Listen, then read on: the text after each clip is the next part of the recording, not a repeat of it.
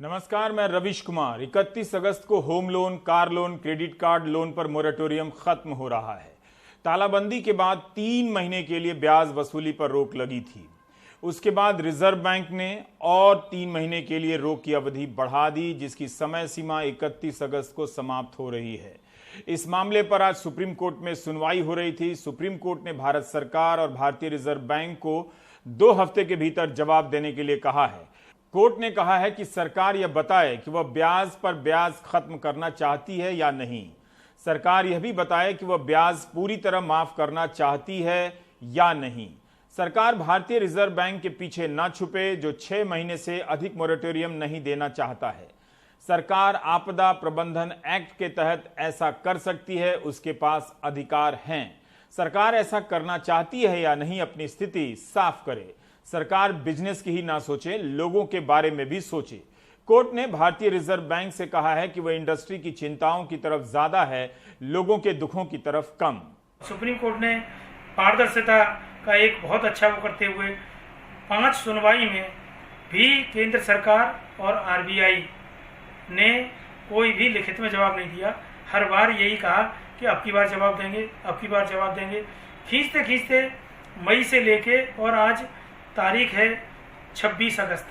26 अगस्त तक 5 सुनवाई हो चुकी हैं, लेकिन आज तक कोई भी लिखित में जवाब दाखिल नहीं किया गया। तो आज माननीय सुप्रीम कोर्ट द्वारा बैंकों से, आरबीआई से और वित्त मंत्रालय सभी से पूछा गया कि आपने आज तक कोई रिटन में हमें जवाब नहीं दिया, ऐसी क्या चीज़ है, क्यों कि आपको देनी है या नहीं देनी है। एक बड़ा कंसेप्ट क्लियर होना चाहिए कि हमें राहत देनी है कि नहीं देनी है। तो जिससे कि उन्होंने उसके लिए एक डेट निर्धारित की 1 सितंबर तक आपको ये बताना है कि हम राहत देंगे नहीं देंगे। उस पर माननीय सुप्रीम कोर्ट अपनी डिसीजन देंगे। उससे आगे के लिए उन्होंने कहा आगे कोई सुनवाई नहीं की जाएगी, क्योंकि 31 तारीख को मोरेटोरियम खत्म होने के बाद लोग डिफॉल्टर घोषित हो जाएंगे। तो ये तो बड़ा दुर्भाग्यपूर्ण है कि ये डिसीजन कम से कम बहुत पहले होना चाहिए था। लोगों ने नहीं मांगा था कि हमें मोरेटोरियम दो। मोरेटोरियम क्यों दिया गया? क्योंकि सरकार ने देखा कि वास्तव में लोगों की स्थिति खराब है, इसीलिए मोरेटोरियम दिया गया। और मोरेटोरियम का मतलब यह है कि राहत। यदि आप मोरेटोरियम शब्द को देखेंगे डिक्शनरी में तो उसमें मोरेटोरियम मीन्स राहत। और राहत कहाँ है? हमें तो आज तक दिखाई नहीं दी। हमें तो और शोषण दिखाई दे रहा है। इन 6 महीनों में ब्याज देना नहीं पड़ा, लेकिन माफ नहीं हुआ। याचिकाकर्ता चाहते हैं कि लोन का ब्याज माफ हो। Centre for monitoring Indian economy के अनुसार जुलाई महीने में सैलरी पर काम करने वाले 50 लाख लोगों की नौकरी गई है और इतनी ही लोगों की जा सकती है। जाहिर है यह वो क्लास है जिसके पास कई तरह के लोन होते हैं। कमाई नहीं है तो ये लोन में राहत मांग रहा है। दुनिया में कई जगहों पर सरकारों ने ब्याज माफ किए हैं। सुप्रीम कोर्ट ने सही प्रश्न किया है कि ब्याज क्यों नहीं माफ हो सकता है, ब्याज पर ब्याज क्यों नहीं माफ किया जा सकता है। सरकार चाहे तो ऐसा कर सकती है।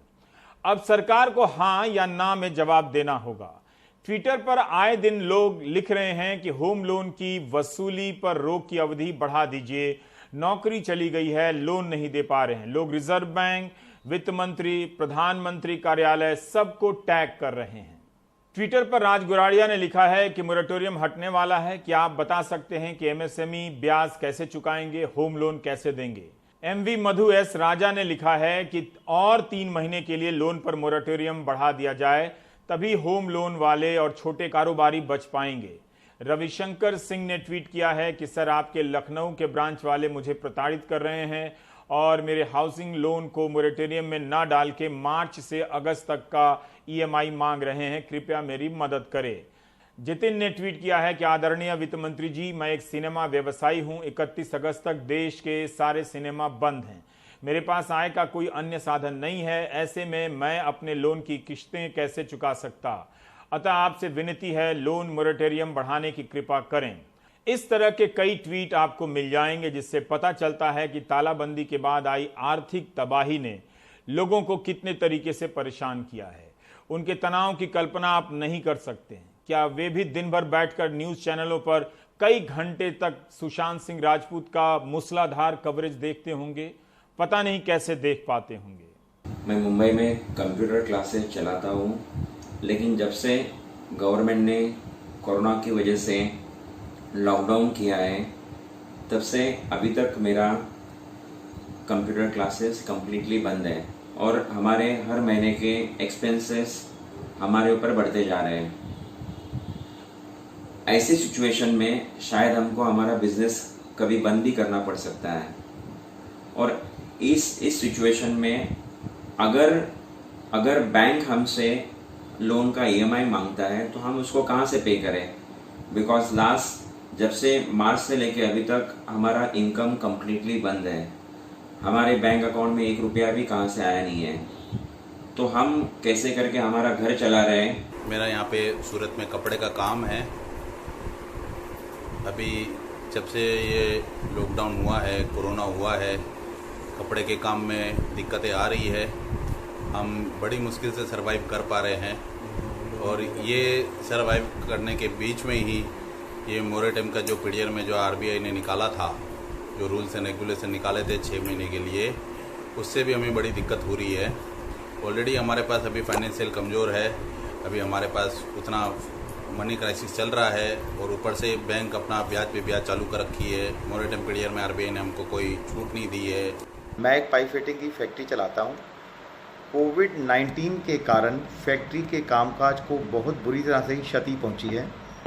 कामकाज एकदम ठप हो गया है, बने माल का उठाव नहीं है। ऐसे में काम चलाना बिल्कुल मुश्किल हो गया है। ऊपर से मॉरेटोरियम पर इंटरेस्ट लग जाने की स्थिति में आम आदमी का काम करना नामुमकिन हो जाएगा। इसलिए मॉरेटोरियम पर इंटरेस्ट माफ़ होना चाहिए और इसकी म्याद भी बढ़नी चाहिए। पिछले दिनों एचडीएफसी के दीपक पारेख और कोटक बैंक के उदय कोटक ने कहा था कि मोरेटोरियम बढ़ाने से बैंक संकट में आ जाएंगे, इन्हें ना बढ़ाइए। सरकार और भारतीय रिजर्व बैंक ने इनके सुझाव मान भी लिए थे, लेकिन दूसरी तरफ लाखों लोगों का संकट बढ़ जाएगा। बैंक वाले दरवाजे पर होंगे और उनकी जेब में न पैसा न नौकरी का भरोसा। यह नतीजा हड़बड़ी में तालाबंदी के फैसले से हुआ है। आज चीन का विरोध हो रहा है, लेकिन चीन की देखा देखी तालाबंदी का कदम उठा लिया गया, जबकि उस वक्त भी विश्व स्वास्थ्य संगठन ने यह नहीं कहा था कि कोविड से लड़ने के लिए तालाबंदी ही एकमात्र तरीका है। नाम तक नहीं लिया था। 25 मार्च को WHO के डायरेक्टर जनरल ने साफ साफ कहा था कि तालाबंदी से महामारी खत्म नहीं होगी, सिर्फ कुछ समय मिल पाएगा जिस दौरान सरकारें आने वाले महीनों के लिए तैयारी कर सकेंगी। महामारी खत्म करने के लिए टेस्टिंग, आइसोलेशन, ट्रेसिंग पर जोर दिया गया था। अस्पतालों को मजबूत करने के लिए कहा था। वैसे इस बात की भी जानकारी मिलनी चाहिए कि तालाबंदी का फैसला लेते समय क्या महामारी के विशेषज्ञों के साथ विचार विमर्श किया गया था? क्या उनकी भी राय ली गई थी, जो इस तरह के विषय के एक्सपर्ट हैं?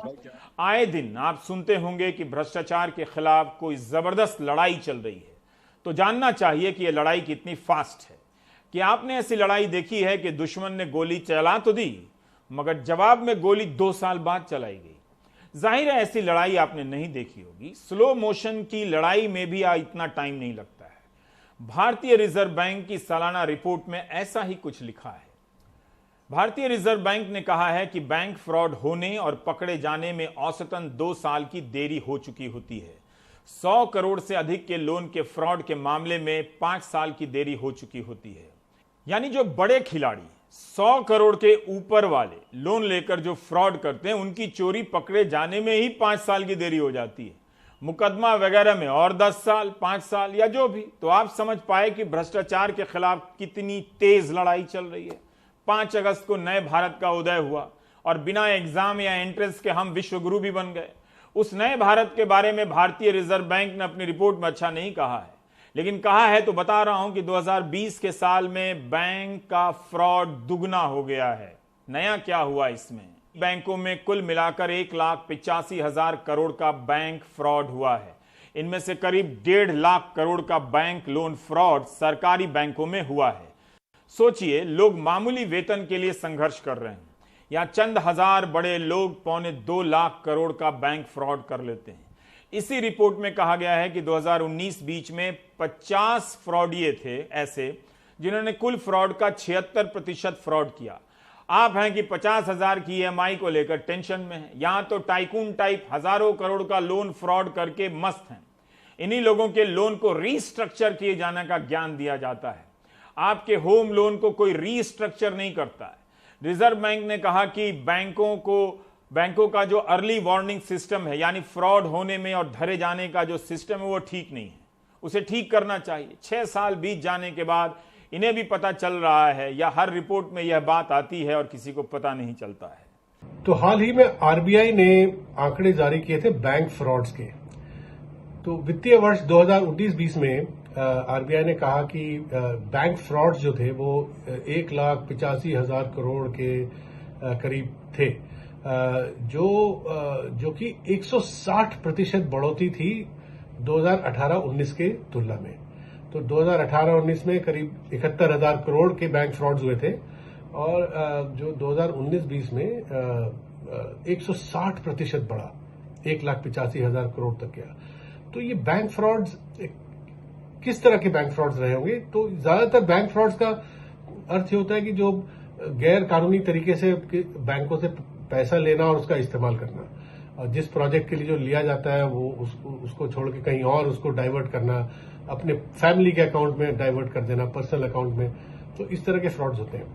मगर एक और बहुत ही गौर करने वाली बात है जो आरबीआई के आंकड़ों में दिखते हैं, वो ये है कि 185,000 करोड़ का जो बैंक फ्रॉड हुआ है 2019-20 में, उसमें तकरीबन 76% जो उद्योगों के जो बैंकों से लोन लिए उसमें फ्रॉड हुए हैं।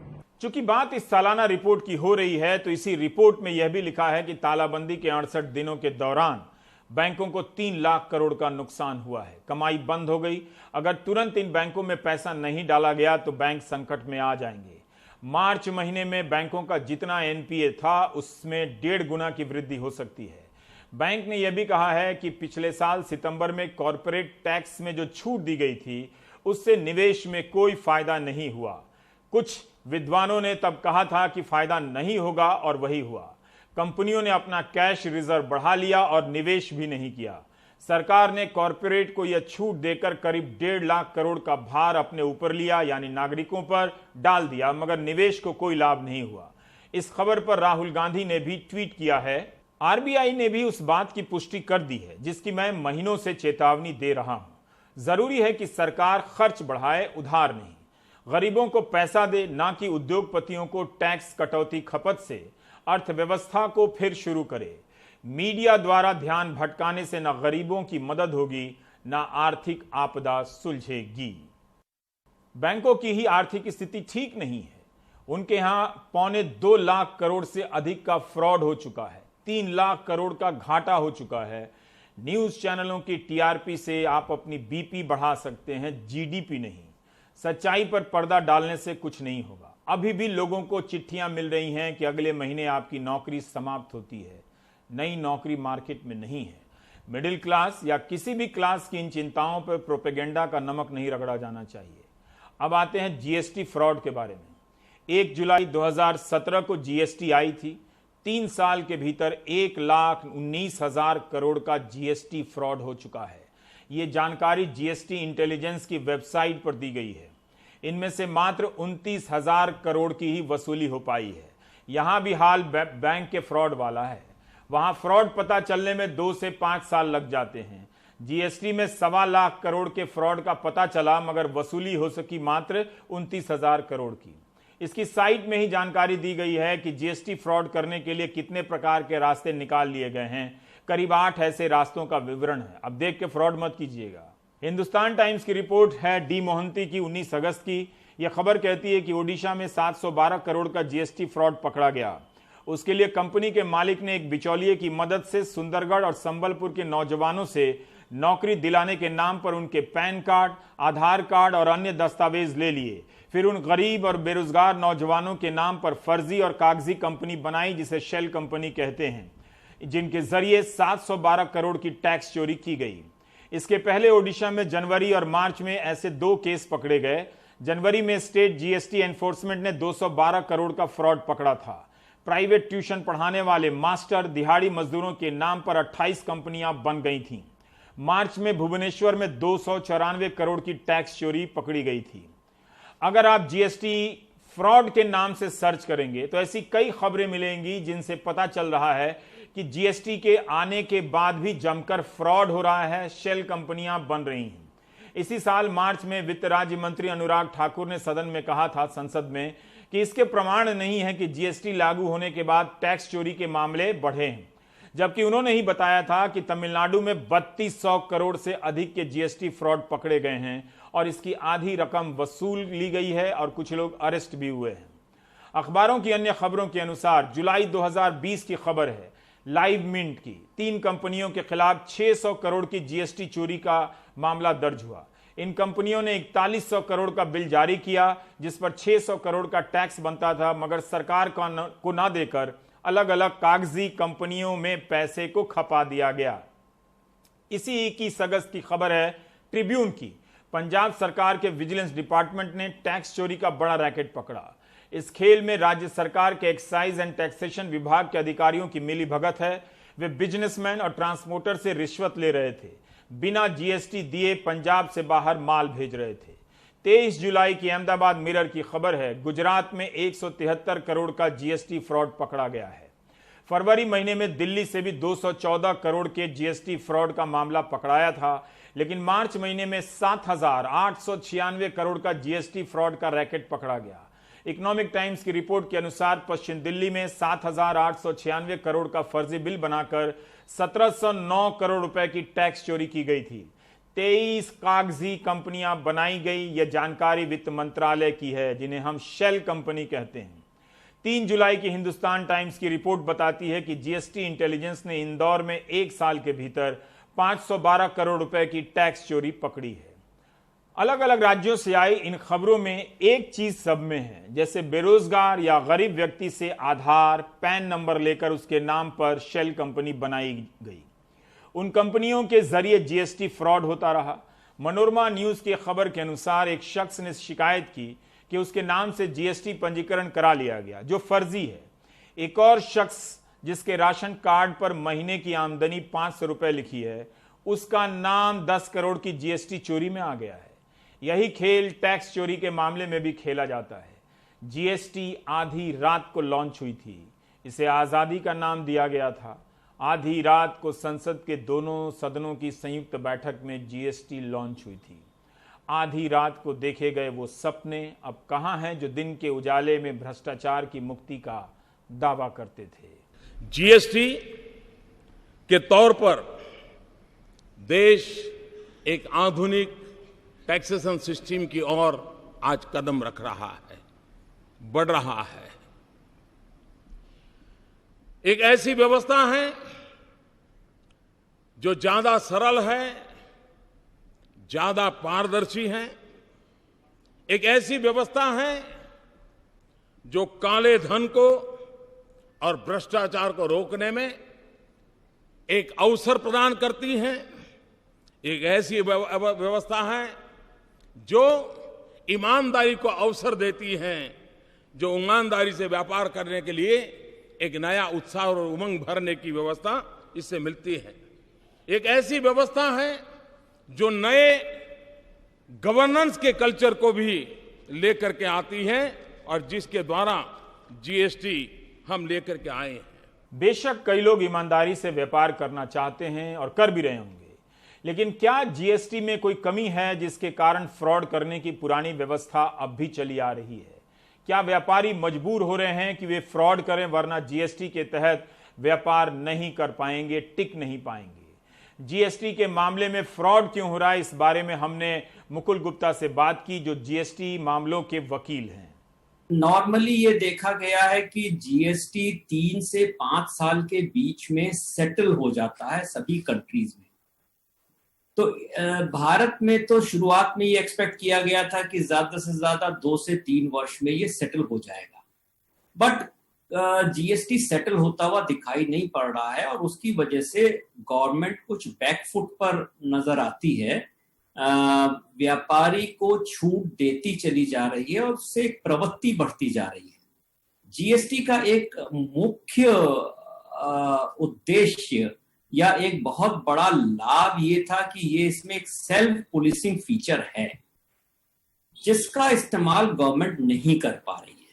वो इसलिए नहीं कर पा रही है कि जो इनपुट टैक्स क्रेडिट की चेन बनती है शुरुआत से ही उसमें एक छूट दे दी गई कि रिटर्न का जो सिस्टम लॉ में जो पार्लियामेंट ने बनाया था, जो सीजीएसटी एक्ट पास हुआ था, उसमें गवर्नमेंट को एक बहुत बड़ा बदलाव करना पड़ा, क्योंकि हमारा जीएसटीएन प्लेटफॉर्म उसको कोप विद नहीं कर पाया। हमारी रिक्वायरमेंट बहुत ज्यादा थी, टेक्निकली उतना वो हैंडल नहीं कर पाया। शुरुआत में जो प्लानिंग हुई उसमें शायद ये दिक्कतें या ये रिक्वायरमेंट सोची नहीं गई, और वो उससे जीएसटीएन प्लेटफॉर्म जो डिजिटल प्लेटफॉर्म है, जो ऑफिशियल वेबसाइट है जीएसटी की, जिसके थ्रू सारा डाटा गवर्नमेंट लेती है, रिटर्न्स फाइल होती हैं, टैक्स जमा होता है, रजिस्ट्रेशन भी दिया जाता है, और भी सारी की सारी कार्रवाई सब की सब डिजिटल प्लेटफॉर्म से है। तो वो कमी होने की वजह से जीएसटी की रिटर्न फाइलिंग में एक बहुत बड़ा बदलाव किया गया, और जीएसटी रिटर्न 2A को शुरुआत से ही गवर्नमेंट ने एक बहुत बड़ा बैकफुट जाके उसे विड्रॉ कर लिया। उम्मीद ये थी कि जो जीएसटी 3B लागू किया गया है वो 6 महीने के अंदर अंदर उसको विड्रॉ करके, और जीएसटीआर 2A और जीएसटीआर 3 की जो ओरिजिनल प्लानिंग की गई थी जीएसटी लॉ में, उसको लागू कर दिया जाएगा। बट आज तक भी 3 साल पूरे हो गए, वो जीएसटीआर 2A रिटर्न जिसमें input tax credit automatically auto populate होके बायर को दिखना है, वो आज तक नहीं हो पाया।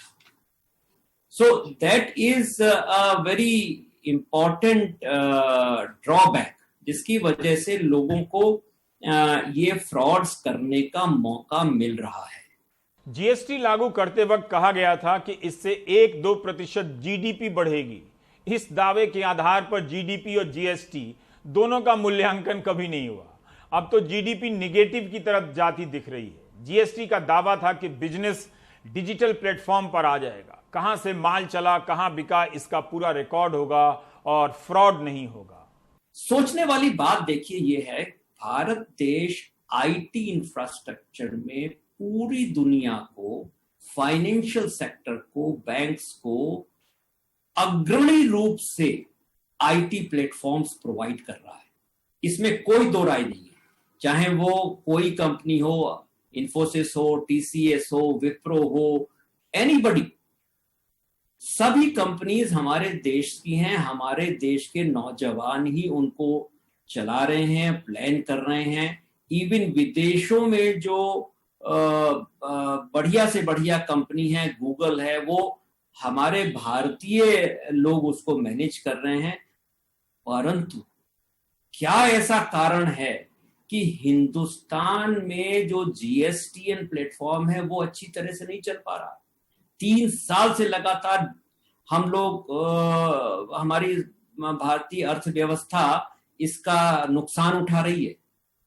ये एक बहुत बड़ा कारण है सोचने का। हमारे पास टैलेंट की कमी नहीं है, लेकिन कहीं ना कहीं हमारी विल की कमी है। कहीं ना कहीं हम पीछे हट जाते हैं। तो आपने देखा कि फ्रॉड रुक नहीं रहा है। बैंकों पर कब से सरकार और भारतीय रिजर्व बैंक की नजर है। इस बात का श्रेय लिया जाता रहा कि अब फोन करने पर लोन नहीं बढ़ता है। तो कोई जवाब दे कि फिर 2.25 लाख करोड़ का बैंक फ्रॉड 1 साल में कैसे हो गया, किसके दबाव में हुआ? जीएसटी हो या बैंक फ्रॉड हो, सब में शेल कंपनियों के खेल की जानकारी मिलती है। अब भी शेल कंपनियां बन रही हैं। 2017 और 2018 के साल में इसकी खूब रिपोर्टिंग छपती थी। फ्लैशबैक के बगैर आप समझ नहीं पाएंगे कि इंटरवल के पहले आपकी लाइफ में क्या कुछ हुआ। इसलिए आपको फ्लैशबैक में ले जाना चाहता हूं। फ्लैशबैक के बगैर वर्तमान समझना मुश्किल है। पॉलिटिक्स ही मनमोहन देसाई की फिल्म हो गई है।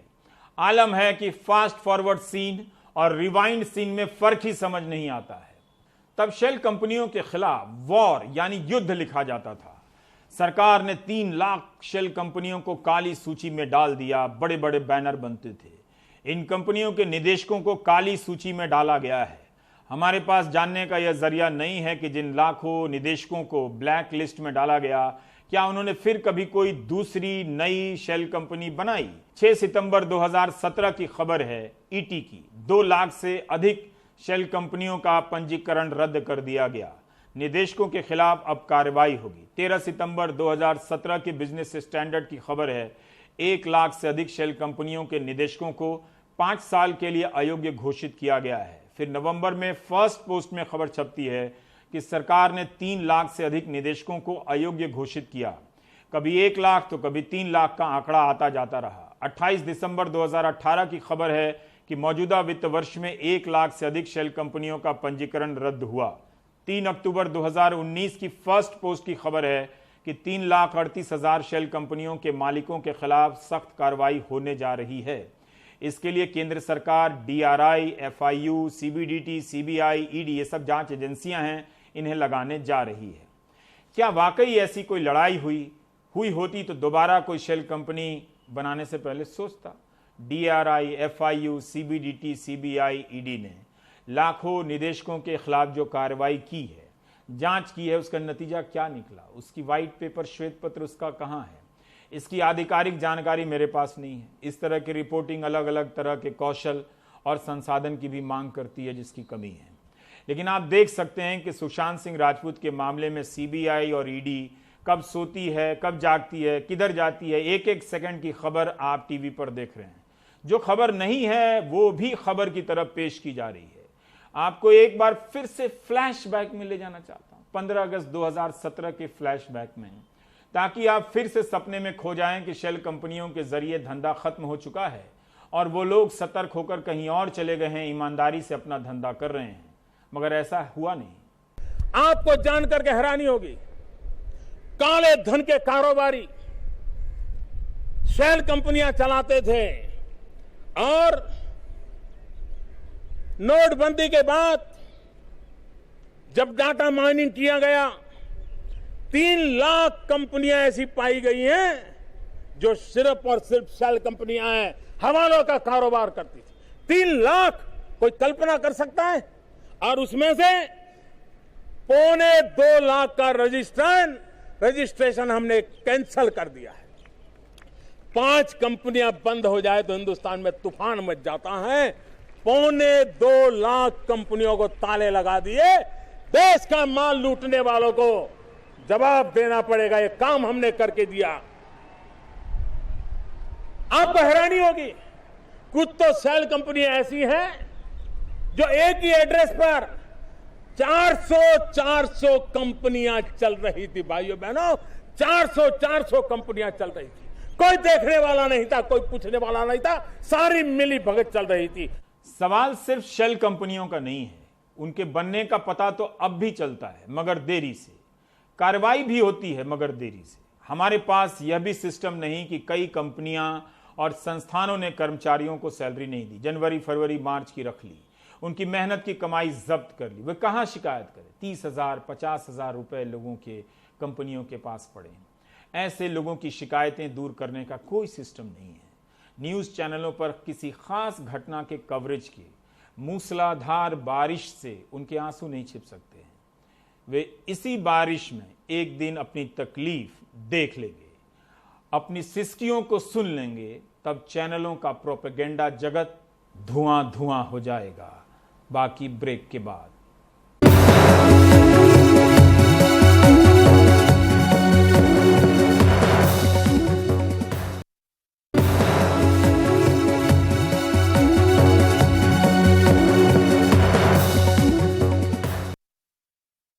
लड़ना है कि डरना है, ये पहले तय करो। महाराष्ट्र के मुख्यमंत्री उद्धव ठाकरे ने विपक्षी मुख्यमंत्रियों के साथ सोनिया गांधी की चल रही बैठक में यह बात कह दी। चर्चा चल रही थी कि नीट और जेईई की परीक्षा को कैसे रुकवाया जाए। उद्धव ने कहा कि एक ही व्यक्ति देश चला रहा है, हम हाथ पर हाथ धरे बैठे हैं, संघीय ढांचे का क्या होगा।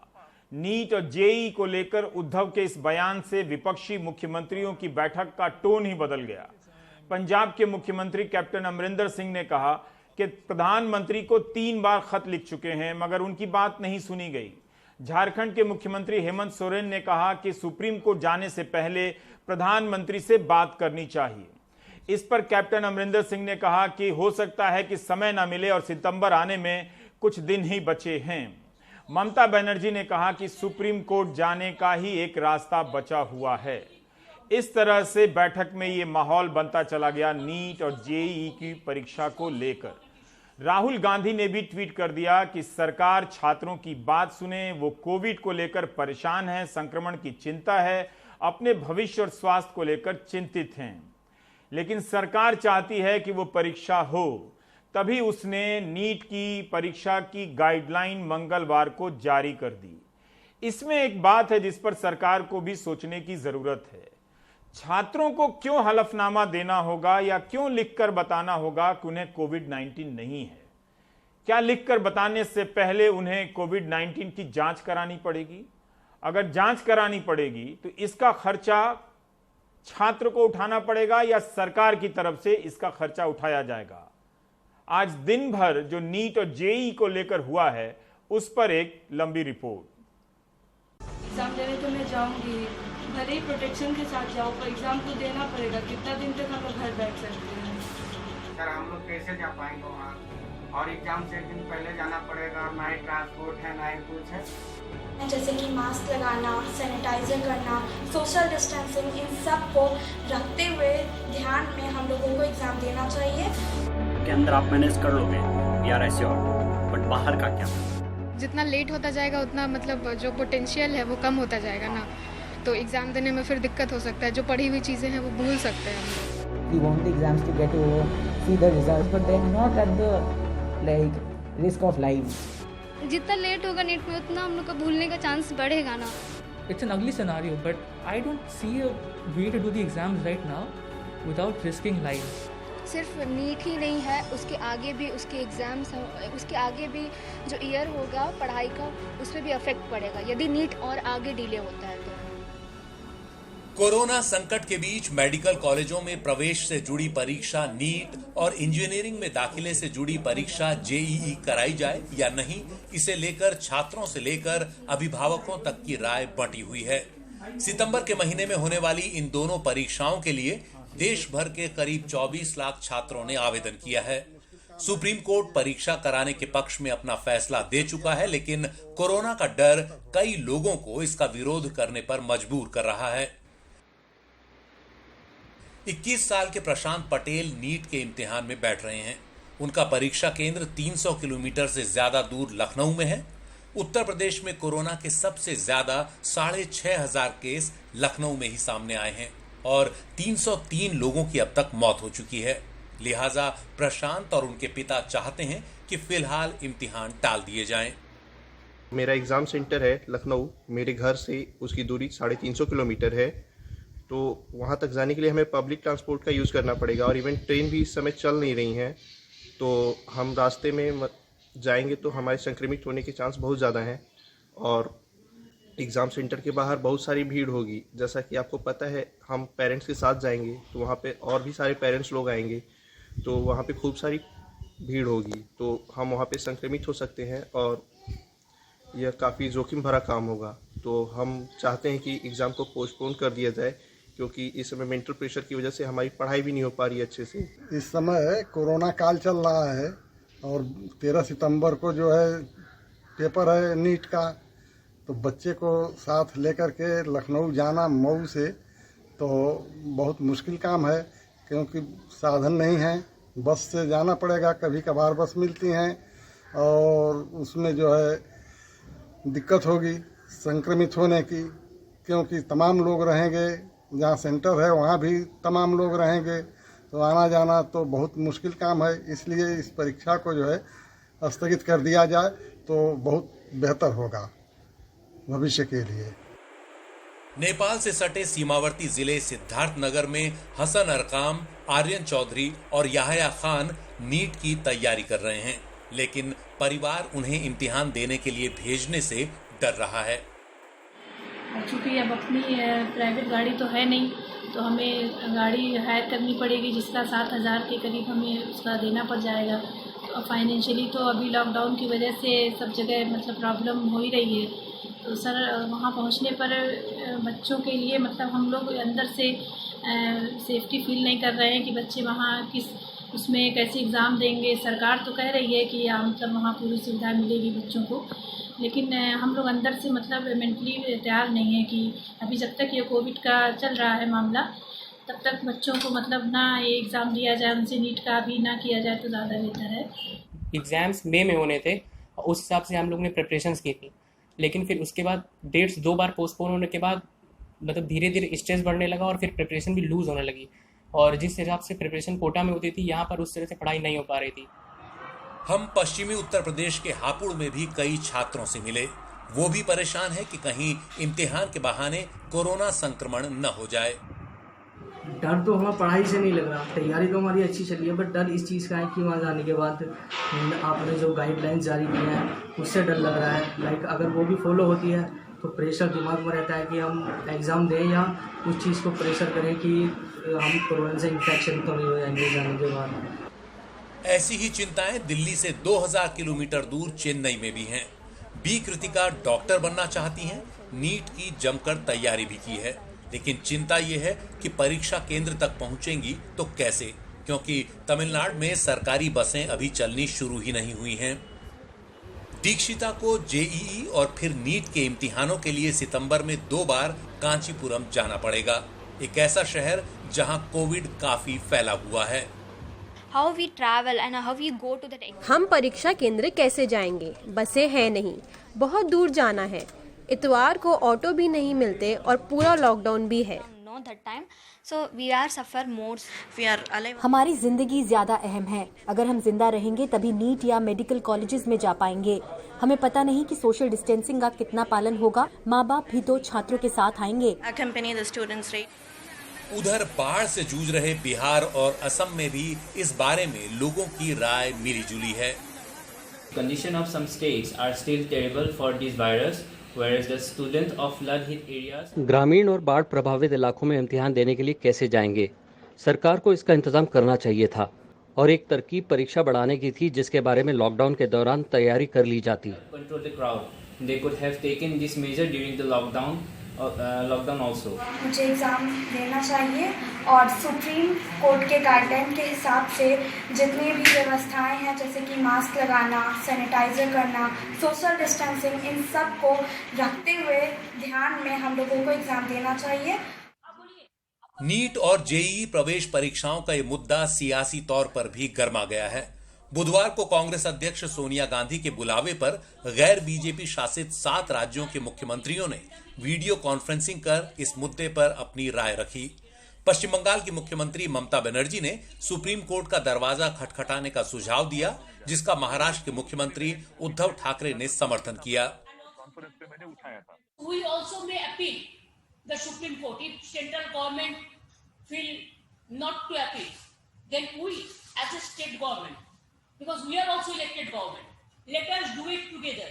Let us go to Supreme Court and let us request them to postpone it for the time being unless the situation allows students to sit for exam. ये जो एजुकेशन एकेडमिक ईयर है, जैसे फाइनेंशियल ईयर, वो आगे बढ़ा है, तो academic year भी क्या हम जनवरी से शुरू कर सकते हैं? We have written to the Prime Minister 3 times on this issue of University Grants Commission being told to hold the other college exams, to delay them or to let the students be passed. We are told no. Now, I think if, as Mamata ji has suggested, all of us states take this up combined with the Supreme Court and fight it out there, and let's try and see that the Supreme Court, which has so far given a negative opinion, may on a review petition, may listen to us. There are other problems of students and examinations. These are also being dealt with uncaringly. Now there are many more issues, and I'm sure you are much more aware of them than I am. JEE और NEET की परीक्षाएं कराने का जिम्मा national testing agency ने उठाया है। NTA ने अपनी वेबसाइट पर छात्रों के एडमिट कार्ड जारी कर दिए हैं और उसका कहना है कि इम्तिहान लेने के पूरे इंतजाम हैं। लेकिन सवाल यह है कि लॉकडाउन के बीच तमाम छात्र परीक्षा केंद्रों तक पहुंचेंगे कैसे और संक्रमण के खतरे से बचेंगे कैसे। Bureau report, NDTV India.